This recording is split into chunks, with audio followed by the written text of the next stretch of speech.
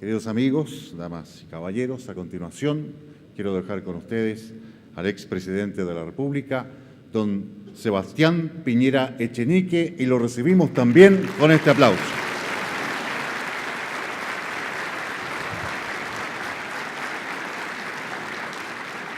Muchas gracias, muy buenas tardes. Saludo con mucho cariño al presidente de la Cámara, don Peter Hill, también al secretario, Cristian García Huidobro, y al expresidente y amigo, Ricardo Lagos, con quien, como ustedes podrán corroborar, tenemos, y es bueno que así sea, coincidencias, pero también, y es bueno que así sea, diferencias. Creo que es muy importante hablar del Chile que queremos. Hablamos tanto del Chile que tenemos y tan poco del Chile que queremos. Y yo siempre he podido constatar que es más fácil ponerse de acuerdo en lo que queremos que en la evaluación de lo que tenemos. Walt Disney decía, si podemos soñarlo, podemos hacerlo. Querer es poder. Y por tanto, buscar acuerdos respecto de ese Chile que queremos es un ejercicio fecundo que debiéramos practicar con mayor compromiso e intensidad. ¿Qué Chile queremos? Yo estoy seguro que todos queremos un Chile y una sociedad más libre, más justa, más próspera y con valores, en que cada ciudadano tenga las oportunidades para poder desarrollar sus talentos, realizarse como persona, buscar la felicidad y al mismo tiempo las seguridades de una vida digna. Y esto es tarea especialmente de las propias personas, pero también convoca y compromete al Estado y a la sociedad civil. Pero tenemos que reconocer que para poder tener el Chile que queremos, vamos a tener que ser capaces de alcanzar un Chile desarrollado, inclusivo y sustentable y sin pobreza, antes que termine esta década. Ese fue el gran sueño de las generaciones que nos antecedieron y la gran misión de nuestra generación. ¿Qué significa una sociedad más libre, más justa, más próspera y con valores? En forma muy sintética, libertad es un concepto integral, no se lo puede compartimentalizar. Es un concepto indivisible que debe manifestarse en todas las áreas diversas y múltiples de la vida humana. Libertad política, que significa democracia, Estado de Derecho, libertad de expresión, separación de poderes y muchas cosas más. Libertad económica, que significa libertad de trabajo, de innovación, de emprendimiento, economía libre de mercado, propiedad privada y muchas cosas más. Libertad social, que es en esencia la libertad para que cada persona pueda tomar las principales decisiones que afectan su propia vida y se transforme en un verdadero arquitecto y albañil de su vida y de su futuro. Y que evitemos, en consecuencia, toda discriminación arbitraria por parte del Estado o la sociedad. Y libertad espiritual, que tiene que ver con un sentido trascendente del hombre, libertad religiosa, libertad de conciencia y muchas más. ¿Qué significa un Chile más justo? Yo creo que Chile puede derrotar la pobreza antes que termine esta década. Y esa es una causa no solamente que por su contenido moral se justifica, sino que es probablemente la inversión más importante y fecunda que podemos hacer para mejorar la convivencia, el potencial de desarrollo y la paz en nuestro país. También, y en esto es muy importante, tenemos que avanzar con mucho mayor fuerza y decisión hacia una mayor igualdad de oportunidades, hacia reducir las diferencias o desigualdades excesivas y a establecer con más fuerza el principio de igualdad ante la ley. ¿Qué significa un Chile que progresa? Un desarrollo integral, inclusivo y sustentable. Y aquí quiero hablar de la épica y la ética del desarrollo. La épica. Es una tarea muy difícil ser un país desarrollado. La mejor prueba de ello es que los chilenos nunca lo hemos conseguido y ningún país latinoamericano lo ha conseguido y se cuentan con los dedos de una mano los que han alcanzado esa meta. Y la ética del desarrollo. El desarrollo no es solamente una cifra para que se sientan orgullosos los ministros de Hacienda, tiene un alto contenido ético y moral, como creador de empleos, de dignidad, de oportunidades, de reducción de la pobreza, de seguridades, de cohesión social y también de financiamiento del gasto social y del gasto del Estado. Pero hay tres objetivos: libertad, justicia y progreso, no uno solo. Y cuando se pone uno solo como valor supremo, rompemos este equilibrio virtuoso de esta pirámide o triada de principios. Y una sociedad de valores, también es importante ponernos de acuerdo en los valores básicos, como por ejemplo el respeto a la vida y la dignidad humana, el respeto a los derechos humanos de todos en todo tiempo, lugar y circunstancia, el valor de la familia, el valor de la paz, la solidaridad, la diversidad, la tolerancia y el valor de la unidad y la confianza en nuestra sociedad. Estamos viviendo un mundo nuevo, lleno de oportunidades, lleno de desafíos, que va a ser generoso con aquellos países que quieran asumirlas e indiferente o incluso cruel con los que las quieran dejar pasar. Este año 2014 estamos celebrando o conmemorando 3 fechas o aniversarios. 100 años del comienzo de la Primera Guerra Mundial, 70 años del desembarco de Normandía, 25 años de la caída del muro. Y recuerdo esto porque esas conmemoraciones marcan momentos muy estelares en la historia del siglo XX. El siglo XX histórico, no el cronológico, comenzó con la Primera Guerra Mundial. De ahí la Revolución de Octubre, la división del mundo en 2 bloques irreconciliables, la Guerra Fría y todo lo que conocimos. Y terminó con la caída del muro, que puso término a ese mundo que acabo de describir. Este siglo que ya pasó, en el cual todos nacimos, pero ya solamente recordamos porque estamos viviendo en un siglo nuevo, fue un siglo corto, del año 14 al año 89, y fue un siglo lleno de contrastes, de progreso científico, tecnológico, pero también de guerras, bombas atómicas y experimentos sociales muy perversos como el nazismo y el comunismo. Pero vimos caer los muros. Estamos celebrando ahora, el 8 de noviembre, la caída del muro de Berlín y detrás de él la cortina de hierro y el imperio soviético. Pero también cayó otro muro, menos conocido, pero tal vez más agravante. Ese muro que dividía el mundo del norte, que era el mundo de la riqueza, del mundo del sur, que era el mundo de la pobreza. Y entramos a este siglo nuevo, el siglo XXI. Un siglo que se caracteriza por ideas o por principios muy fundamentales. Primero, el siglo en que se desarrolla en plenitud la revolución más profunda y más amplia que haya experimentado la humanidad en su historia, más que la agrícola y la industrial, que es la revolución de esta sociedad del conocimiento y la información. Un siglo que ve al mundo globalizado, en que el comercio en los últimos 20 años se triplicó y en la década de los 60 prácticamente no existía el comercio mundial.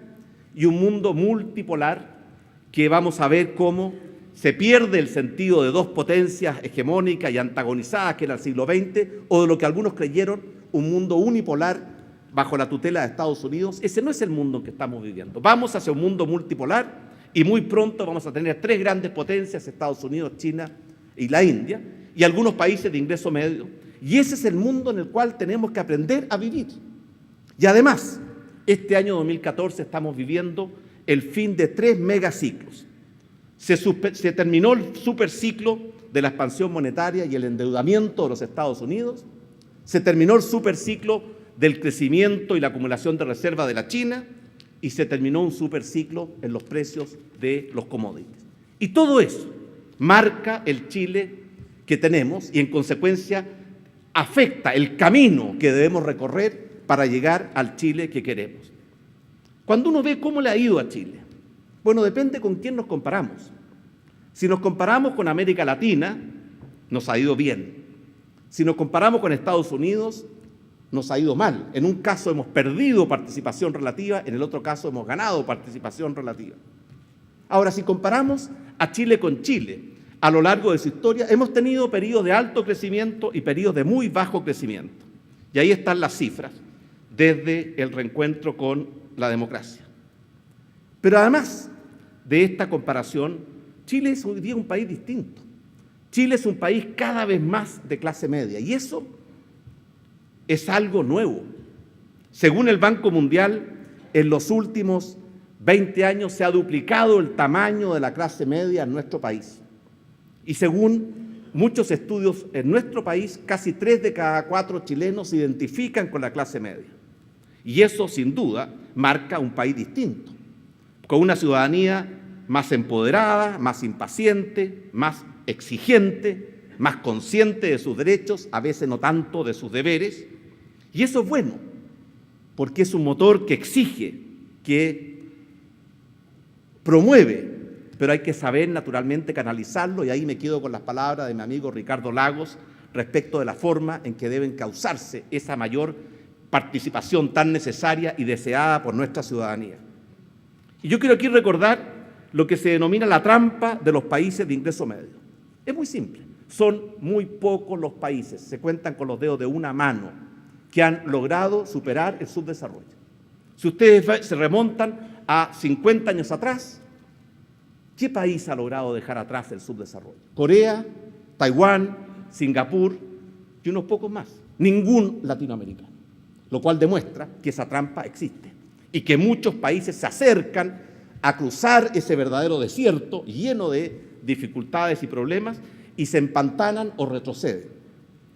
A veces porque se sienten ricos antes de serlos y quieren comportarse como país rico sin serlos, a veces porque la demagogia y el populismo los desvían del camino, a veces porque pierden ese sentido épico del desarrollo que exige esfuerzo y perseverancia, y a veces porque el propio malestar del éxito los lleva, ¿cierto?, a desviarse del camino y no perseverar en ese esfuerzo.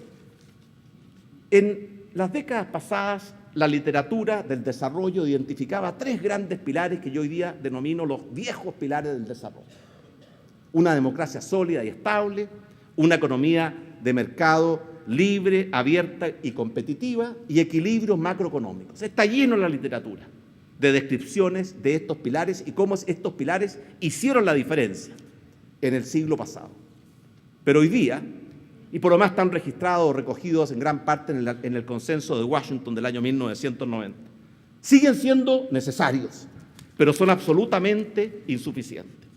Y por eso yo quiero hablar sobre los grandes desafíos o los nuevos pilares que tenemos que fortalecer o construir para alcanzar ese Chile que queremos. Tenía 5, pero dado que mi amigo el presidente Lagos habló de 7 y no quiero ser menos, voy a agregar 2 más. Primero,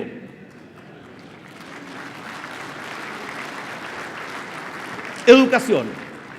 Tenemos un grave problema de calidad en la educación en todos los niveles, aun cuando está mejorando. Después de décadas de estancamiento, por fin, la calidad medida por la prueba CIMSE y la prueba TIMSS y la prueba PISA empezó a mejorar débilmente, pero empezó a mejorar en los últimos años. Y tenemos un grave problema de cobertura, particularmente en la educación preescolar. Por ejemplo, en salas cunas y jardines infantiles tenemos una cobertura del 26%, que contrasta con una cobertura de 84% en kinder y prekinder, 99% en educación básica, 82% en la media y 33% en la educación superior. Y por tanto, el énfasis tiene que estar en la calidad en todos los niveles y en la cobertura en el nivel más cercano a la educación preescolar, tanto jardines como kinder y prekinder. Y sin duda, tenemos un déficit también de equidad, porque hay grandes brechas de calidad en la educación por sectores socioeconómicos principalmente, pero también por criterios geográficos. Esas brechas también están disminuyendo, han empezado a disminuir y lo reflejan los resultados de las pruebas CIMSE de los últimos años, pero en forma muy lenta. Pero además de eso, tenemos un nuevo analfabetismo. Antes, para ser alfabeto había que saber leer y escribir. Hoy día eso no es suficiente. Por ejemplo, hay 2 idiomas nuevos que tenemos que aprender: el inglés y el digital. Solo el 18% de los estudiantes chilenos que egresan de la educación media tienen certificación en inglés. Y menos de la mitad de los estudiantes en nuestro país son cierto nivel intermedio o avanzado en el idioma digital. Y ahí tengo una meta: derrotar este nuevo analfabetismo de la sociedad chilena, porque estos idiomas son necesarios en la sociedad del conocimiento y la información. En materia de universidades, que también tenemos un problema de calidad, a pesar que en materia de cobertura hemos crecido de una forma impresionante, de 100.000 estudiantes hace 40 años atrás a más de 1 millón hoy en día. Pero no, por ejemplo, la Universidad Católica se sintió con mucha razón muy orgullosa de ser calificada por el índice QS como la primera o mejor universidad de América Latina, pero está en el lugar 167 a nivel mundial y la Universidad de Chile en el lugar 220. Aquí hay un esfuerzo grande. Ojalá tengamos 2 universidades dentro de las 100 mejores universidades del mundo antes que termine esta década. Y respecto a la reforma educacional, ¿qué duda cabe? Chile necesita una reforma educacional. Cada gobierno, y el presidente Lagos fue ministro de Educación y fue presidente, así que conoce muy bien este tema, ha hecho su aporte. En nuestro caso subimos el presupuesto de 9.000 a 14.000 millones, el presupuesto de inversión en educación. Ampliamos la cobertura de la educación preescolar. Duplicamos la subvención escolar preferencial para hacernos cargo de las brechas. Mejoramos los sistemas de crédito a los estudiantes porque se transformaban en verdaderas mochilas de deuda. Pero hoy día hay una nueva reforma en marcha que apunta o debe apuntar básicamente a mejorar la cobertura de los niños en los niveles preescolares y mejorar la calidad a todo nivel. Y eso es lo menos que se discute de esta reforma educacional.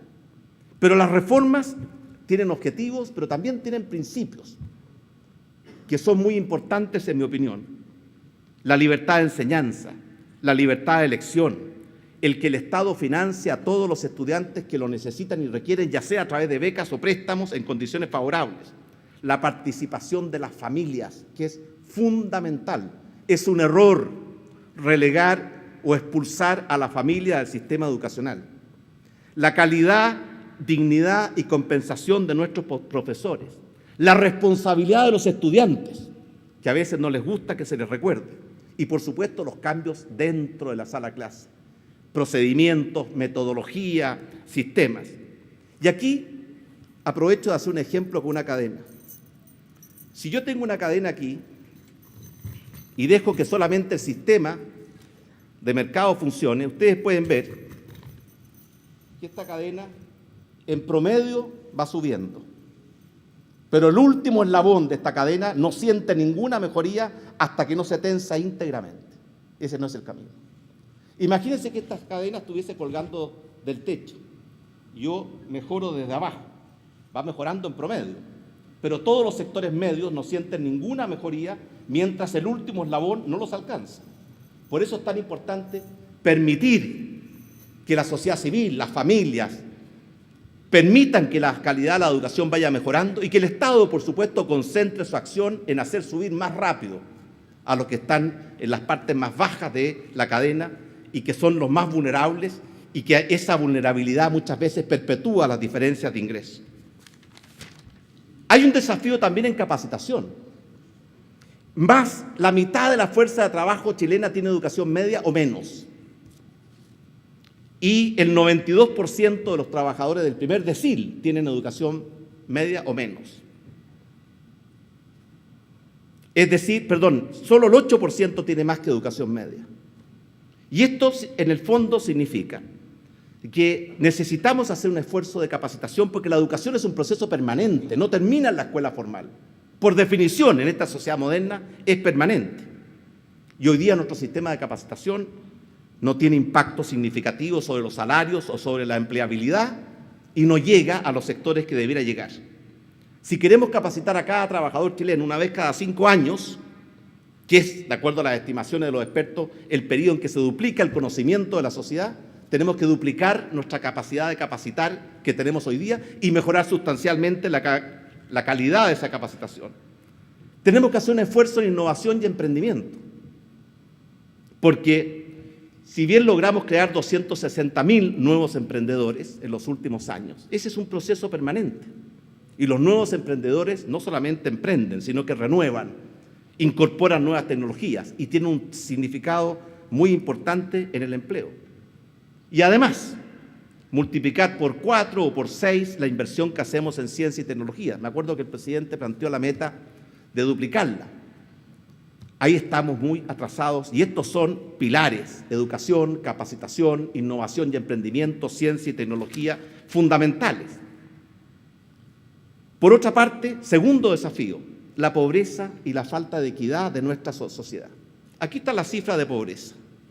Hemos tenido altos y bajos en esta materia. Una gran caída desde el 45% o el 40% de fines de la década de los 80 hasta el 14,4% que es la última encuesta que hacemos. Pero hay una cosa importante. Después de un retroceso en materia de pobreza, en que tuvimos alza de la pobreza entre el 2006 y el 2009 y alzas en la desigualdad, hemos recuperado la tendencia a la caída en la pobreza y algo muy importante. Durante 20 años, el ingreso del 10% más rico sobre el ingreso del 10% más pobre, como una medida de desigualdad, hay muchas otras, el coeficiente Gini, estuvo estancado en 20 veces. El año 2013 bajó a 15 veces, lo cual muestra que se puede avanzar en el terreno del crecimiento y simultáneamente en la reducción de la pobreza y las desigualdades. Aquí también tenemos que fijarnos metas. Las metas son importantes porque exigen y porque los ciudadanos pueden exigir. Metas de crecimiento, metas de creación de empleo, metas de reducción de la pobreza. Yo creo que es perfectamente factible plantearnos como meta llegar con menos de 5% de pobreza y con menos de 1% de pobreza extrema antes que termine esta década. ¿Y cuáles son los instrumentos para luchar contra la pobreza y la desigualdad? Hay dos tipos de instrumentos que tienen que actuar simultáneamente, igual como las dos hojas de una tijera cortan el papel. Aquellos que apuntan a las causas de la pobreza y la desigualdad, que hay muchas, pero los tres principales instrumentos son educación, empleo y familia.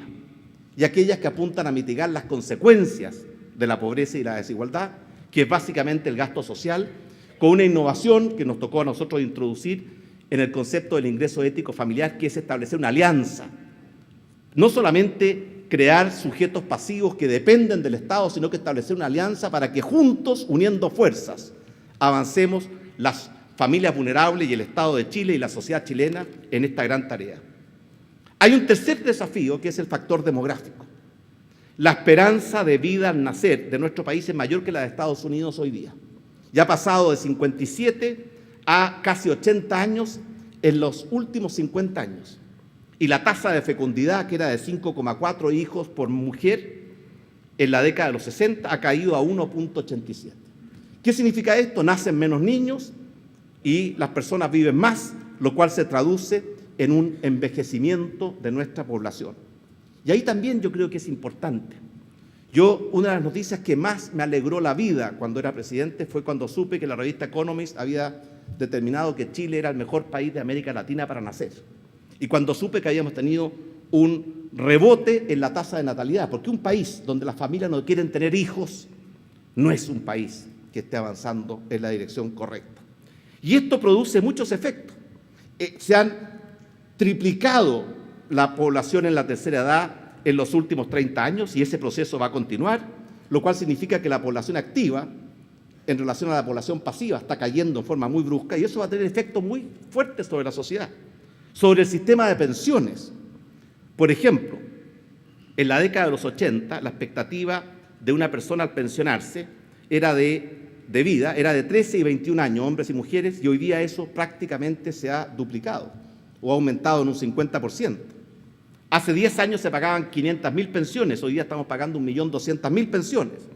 El gasto en salud de la tercera edad es entre el doble y el triple, según si es hombre o mujer, del que tiene una persona en su etapa media de edad. Y esto va a tener efectos muy fuertes sobre el sistema de pensiones, sobre el sistema de salud, sobre la estructura de consumo, sobre la demanda de servicios públicos, a los cuales tenemos que empezar a prepararnos porque es un fenómeno que ya está desatado y que va a continuar. Cuarto desafío, el cambio climático. Me alegro que ayer, por fin, dos países que representan el 45% de las emisiones y que han sido los principales obstáculos para llegar a acuerdos que permitan reducir el monto de las emisiones y que en cierta forma han hecho fracasar el protocolo de Kioto, cuyo nombre a mí no me gusta. Y ahora tenemos la oportunidad de tener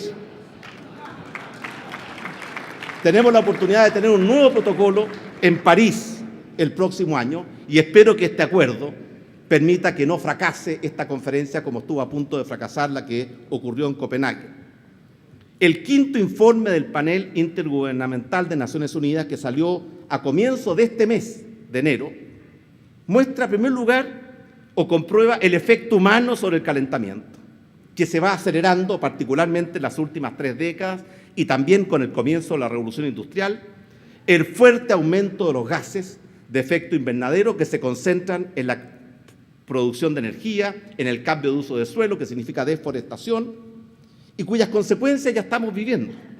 Calentamiento y alza del nivel de los océanos, derretimiento de hielos y glaciares, calentamiento de la tierra y en la atmósfera, escasez de agua y alimentos, desplazamientos masivos de personas, aumento de la pobreza, sequías e inundaciones no normales, y por tanto no podemos jugarnos al caro sello. Esta es una tarea en que el mundo entero, y Chile tiene algo que aportar, podemos anticiparnos con medidas de mitigación y con medidas de adaptación.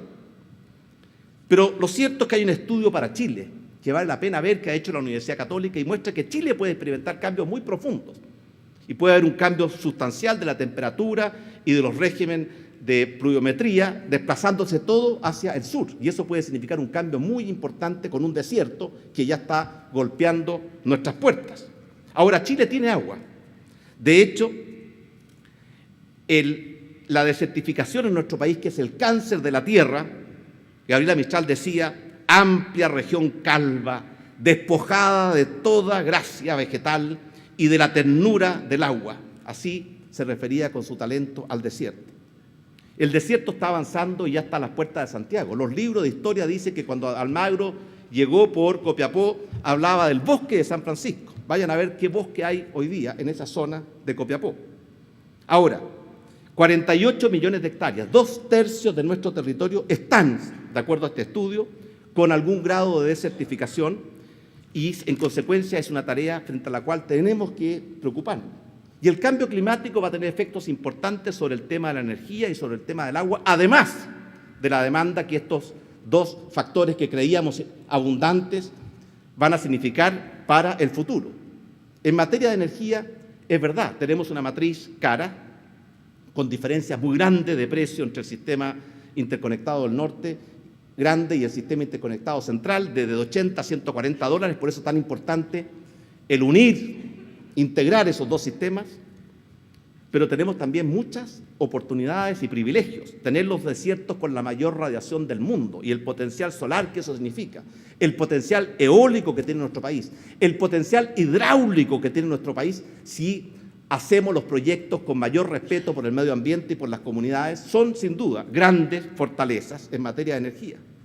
Y en materia de agua, Chile tiene 53.000 metros cúbicos al año de agua por persona que pasa, 53 metros cúbicos de agua por persona, 8 veces más que el promedio del mundo. El problema es que está mal distribuido geográficamente, muchos en el sur, pocos en el norte, y que está muy mal aprovechada. El 84% del agua dulce que corre por nuestros ríos se pierde en el mar. Ahí hay también que enfrentar. Ahí está la nueva ley de riegos, que permite un salto adelante en materia de tecnología e inversión, riego tecnificado, las plantaciones forestales, entre otros los 17 millones de árboles que están en camino de ser plantados, 1 por cada habitante de Chile, los 16 embalses durante lo que resta de esta década, que nos van a permitir aumentar en un 30% la capacidad de almacenar el agua, el uso natural de acuíferos, que ya son una realidad en la quinta región, en Copiapó, en Coquimbo y en muchas más, que es aprovechar los acuíferos naturales para inyectar el agua para que no se pierda en el mar y poder extraerla cuando esa agua la necesitamos y es cuando es escasa. Y por lo tanto, ese es un cuarto desafío. Quinto desafío, calidad de vida. Hablamos mucho de crecimiento, de ingreso per cápita, de desarrollo y muy poco de calidad de vida. Y la gente, a medida que aumenta su ingreso per cápita, cada vez más es sensible y aspira, y con mucha razón, a una mejor calidad de vida que tiene que ver con la forma en que planificamos nuestras ciudades, nuestro sistema de transporte, cómo cuidamos el medio ambiente, los temas de seguridad, deporte, cultura, y tengo que mencionarlo porque mi mujer me lo pidió, una nueva cultura hacia una vida más sana, que nos va a hacer más felices. Y terminar con esta cultura del sedentarismo, de la obesidad, que tanto daño ya nos ha causado. Sexto desafío: calidad de la democracia, del Estado, de las instituciones y de la sociedad civil. Y aquí hay que definir bien cuál es el rol del Estado. Es una sociedad libre. Y esto es particularmente importante a la luz de los anuncios de cambios constitucionales que alterarían el rol del Estado en nuestra sociedad. ¿Y cuál es el rol de la sociedad civil? El Estado no debe pretender monopolizar la actividad, ni siquiera las actividades más importantes relacionadas con el bien común. Tiene que promoverlo, pero su labor es promover.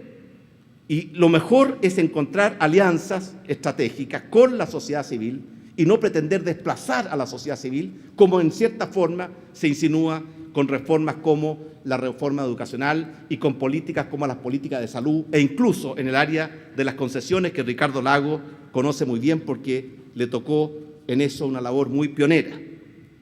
La modernización del Estado.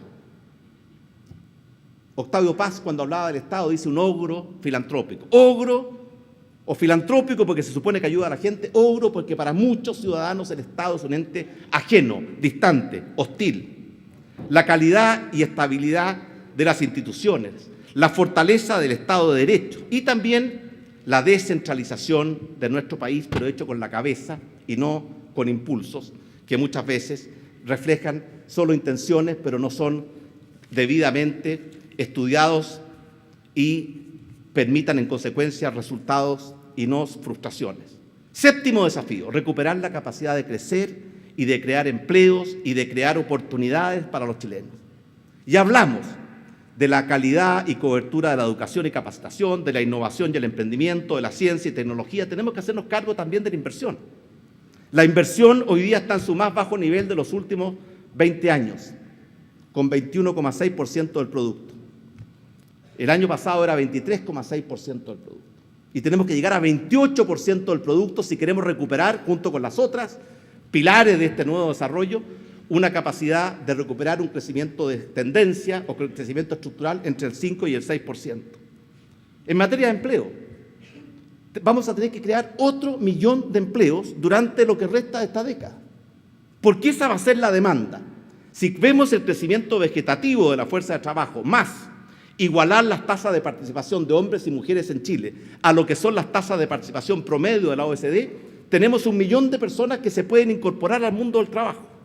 Y si logramos hacer crecer la demanda por trabajo al 2% al año, que es perfectamente compatible con un crecimiento entre el 5 y el 6, vamos a tener no solamente la gente que quiere trabajar, sino que también la capacidad para crear ese nuevo 1.000.000 de empleos, que fue lo que se logró durante el gobierno anterior y que vamos a tener que repetir. Por otra parte, sin duda, estos son 7 grandes desafíos en los cuales podemos encontrar puntos de encuentro. Tenemos que encontrar puntos de encuentro. Pero yo quiero terminar esto con una breve reflexión. El padre Hurtado, cuando le preguntaban qué era Chile, decía: Chile es una misión a cumplir. Y para poder cumplir con esa misión, que se puede resumir en hacer de Chile un país más libre, más justo, más próspero, sin subdesarrollo, sin pobreza, en que todos tengan seguridad de una vida digna y oportunidad de desarrollar sus talentos y dentro de un marco de valores, sin duda que hay aspectos fundamentales que tenemos que mejorar. La unidad nacional. Cada vez que nos dividimos, creamos los gérmenes de nuestra propia debilidad. Cada vez que nos unimos, encontramos los pilares de nuestra fortaleza. Y esa es la historia de Chile.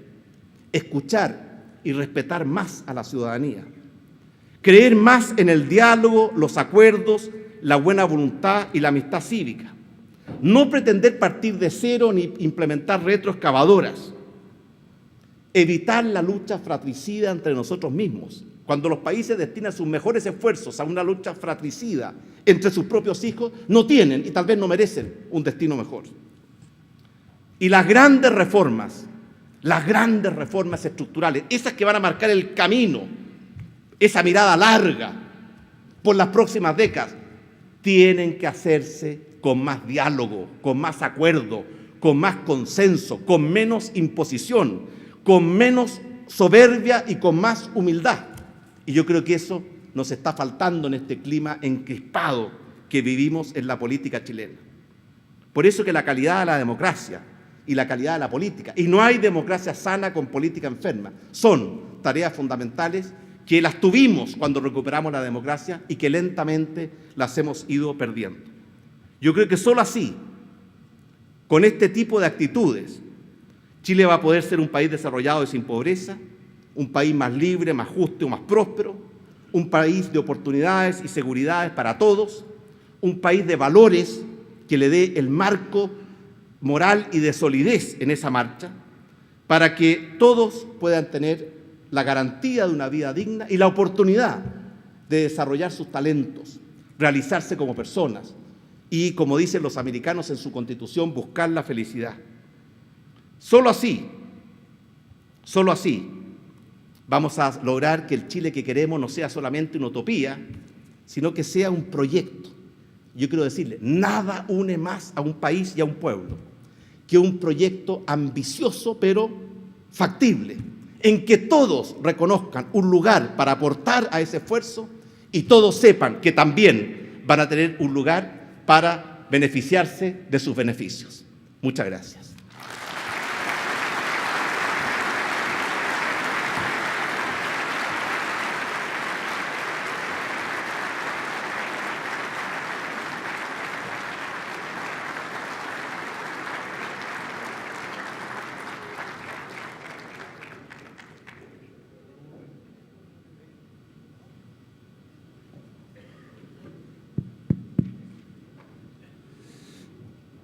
Muchas gracias, presidente.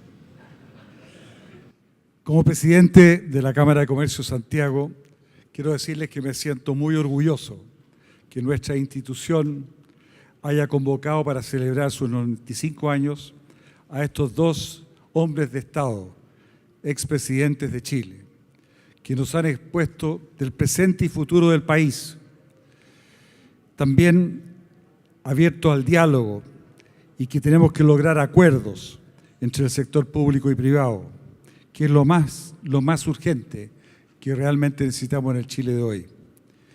Pero no solamente eso, sino que ambos nos están pidiendo mirar el futuro con mucho más optimismo, pero lo principal, a trabajar por estos desafíos que ambos, estos 7 desafíos que ambos han expuesto en el día de hoy, porque creo que es el camino correcto para el futuro de nuestro país. Yo les quiero agradecer a ambos, acompañarnos en estos 95 años. Para mí ha sido una oportunidad muy especial tener a dos presidentes aquí a mi costado y celebrar estos 95 años todos juntos. Gracias a todos ustedes por acompañarnos también en el día de hoy. Así que quiero pedirles un gran aplauso para terminar con estos dos hombres.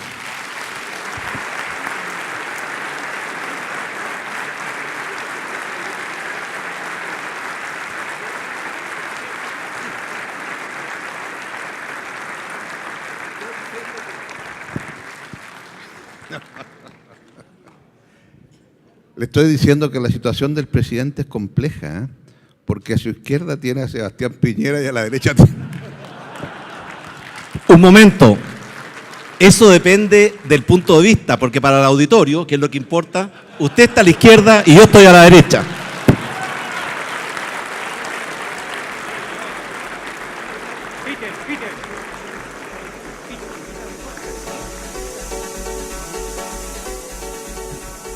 Señores, perdón, lo más importante, están todos invitados a la próxima sala aquí al lado a un buen cóctel. Se lo aseguro que es bueno. Así que muchas gracias.